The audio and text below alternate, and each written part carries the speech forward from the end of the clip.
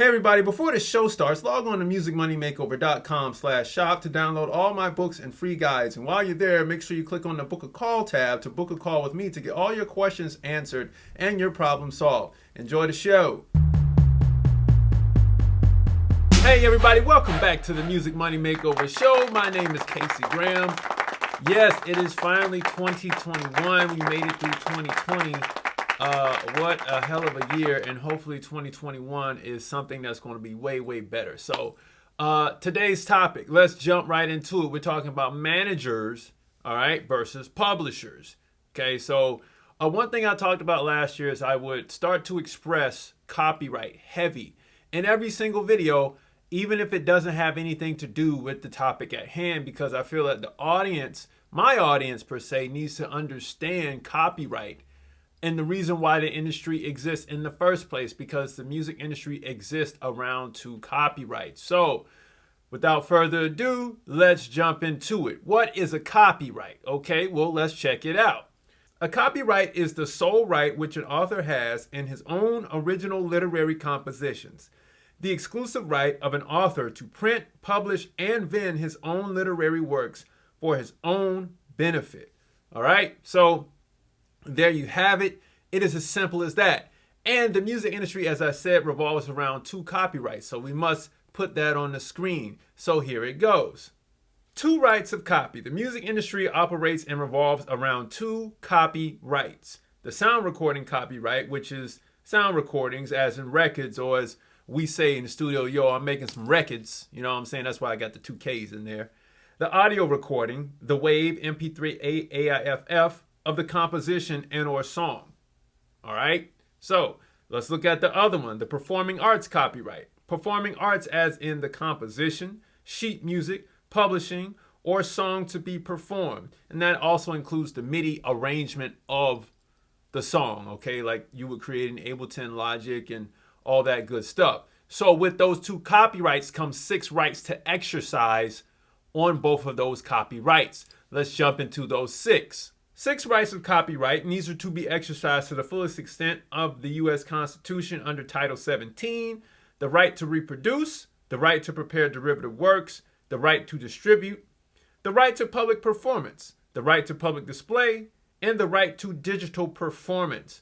All right, so and now that you have that, you can kind of understand where and how the music industry operates and exists upon which sector you're working in, whether it be publishing, whether it be, you own a record company, whether you're a promoter, whether you're a person who puts music into retail stores, you name it. Everybody operates off these two copyrights with the 6 rights on each that you can exercise, okay? Now, it is on you to dig through this, the jargon to figure out, okay, how can I use those 6 rights to expand upon my value of my copyright. But, that is a process in and of itself, and it's something that you should consider if you're going to be in this music industry full time. So, without further ado, let's jump into this managers versus publishing thing. Well, a manager, as a noun, all right, is one who has the conduct or direction of anything, as the manager of a theater, the manager of a lottery, of an artist, etc. I want you all to understand here that a manager does not own anything. My whole purpose for doing this video is because I see a lot of artists who, when they're just starting out, they're looking for help. Totally understandable. You don't know what to do from there. Then you have a new manager or somebody who's new on the scene that doesn't have much experience will say, hey, look, I want to sign you. All right. But they don't know what they want to do. Now I'm talking to the managers or the record label owners or the publishers. What will normally happen is this person will sign you for everything, which makes it very hard on them, and they haven't realized that yet because they don't know how the industry works. So this is for both of you all, the managers or the new managers and the new artists. You don't want to get into bed with each other on an agreement to handle everything at hand. All right. Your task as a manager is to facilitate everybody in these areas, whether it be the PR agent, the booking agent, the publisher, the record company, the guy who's going to handle your touring support, adding extra attorneys and litigators and all this stuff to the team. That is your sole task as the manager, and to acquire funds to make the business of this artist operate. You do not own anything. All right. So now that we have that clear, let's go a little bit further. So what do managers actually do? Well, let's throw it up on the screen here. The manager does not own or possess any property pertaining to the business establishment. The manager does not own the publishing company or the record company. The manager only conducts or directs the operation of the company. The manager looks out for the well-being of the company. The manager is paid a small fee, salary, or percentage to conduct the direction of the company to keep the company running efficiently. And the manager may be paid a commission on any deals brought to the table and closed upon. All right, so one thing I want to address in that slide is the salary thing, okay?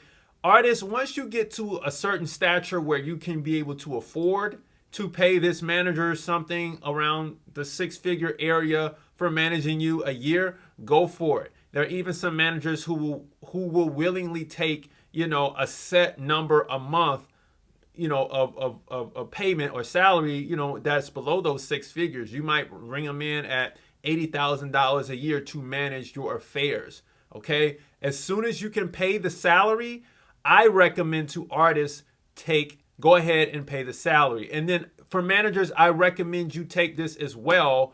And this is what I recommend you do. Take the salary plus added commissions for anything you close upon. Reason why is the money is guaranteed. When you have to take a percentage across the board on everything, you want to make sure that the artist is always bringing in some type of paper. All right. If it gets to a point where the artist has to default on your salary because they can't afford it, you can always switch back to a percentage in your contract. Okay. But that's just a little bit of tidbit information that I wanted to share there.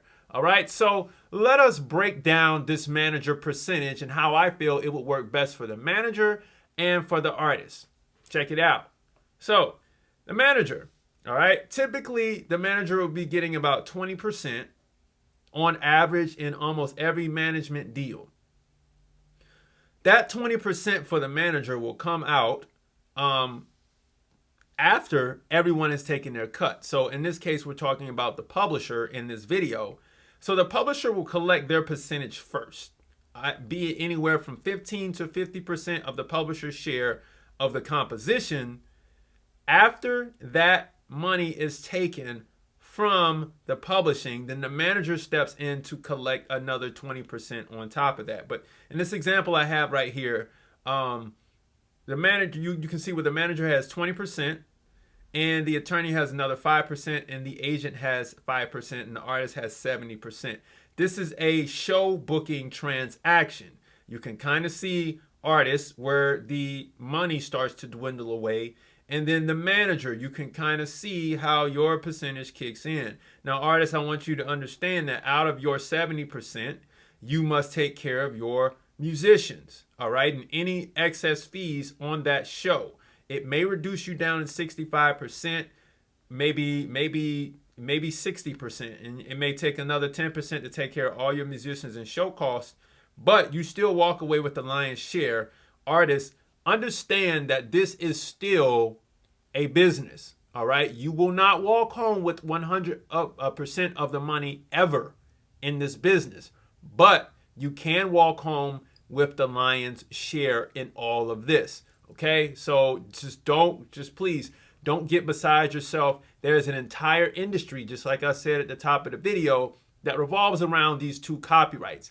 And if you don't understand that, then you will be lost in the sauce when it comes to this business. So moving on, let us continue. Now we got to address the publisher. So as usual, I like to break out my definitions. So what is the publisher? Well, as a noun, the publisher is one who makes known what was before private or unknown, one that divulges or promulgates or proclaims, all right? One who sends a book or writing into the world for common use, one that offers a book, pamphlet, or etc. for sale.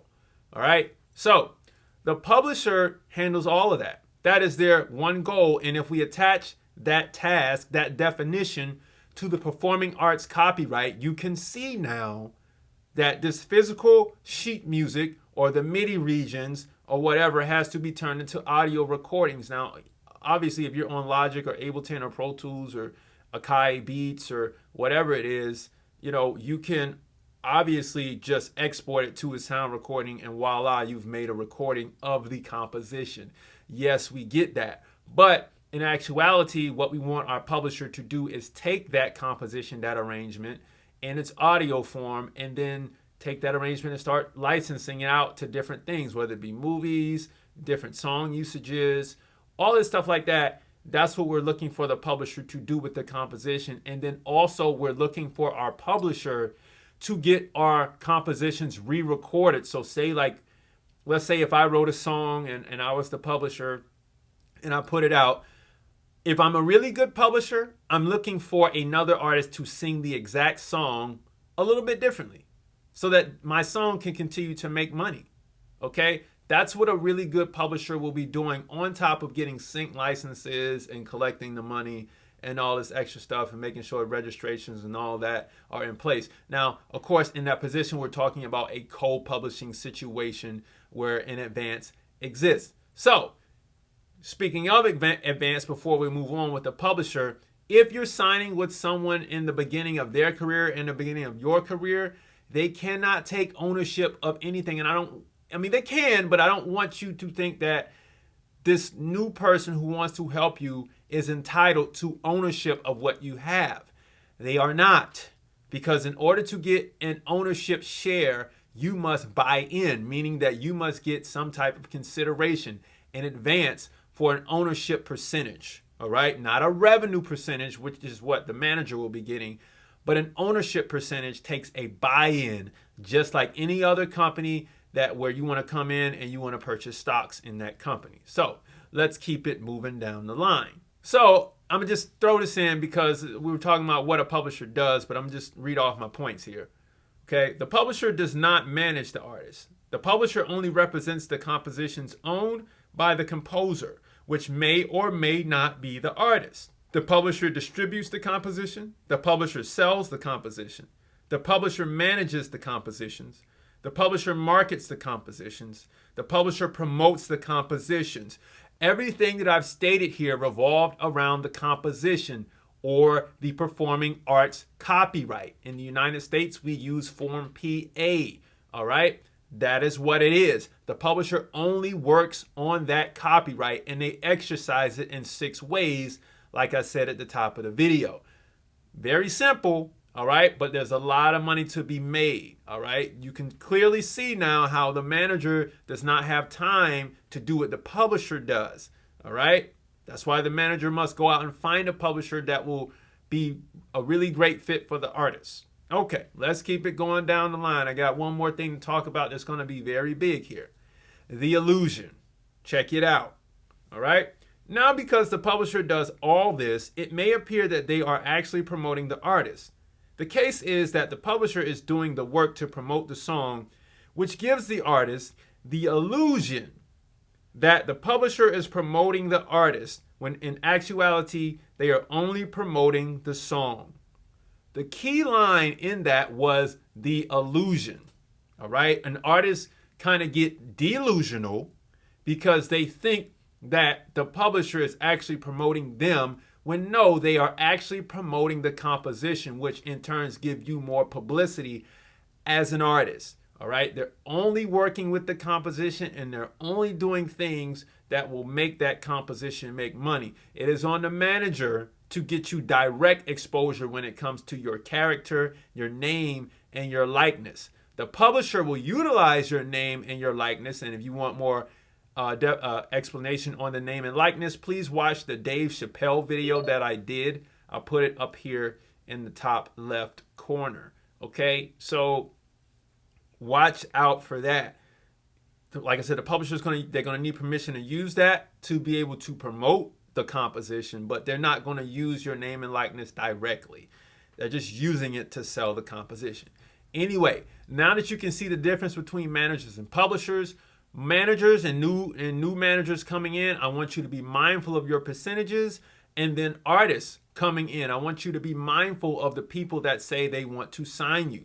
They must be clear and concise on what they want to sign you on with and how they want to do it and what you feel and what they feel may be a great means of compensation for the task that they will be doing at hand. Anyway, make sure you download the free stuff and the paid stuff below in the description. Make sure you like, comment, and subscribe on this video and share to everybody who may need this knowledge. I'll see you later on in the week. Peace. Hey everybody, thanks for watching the show. Make sure you log on to musicmoneymakeover.com/shop to download all my books and free guides. And while you're there, click on the Book a Call tab to book a call with me to get all your questions answered and problems solved. I'll see you all soon.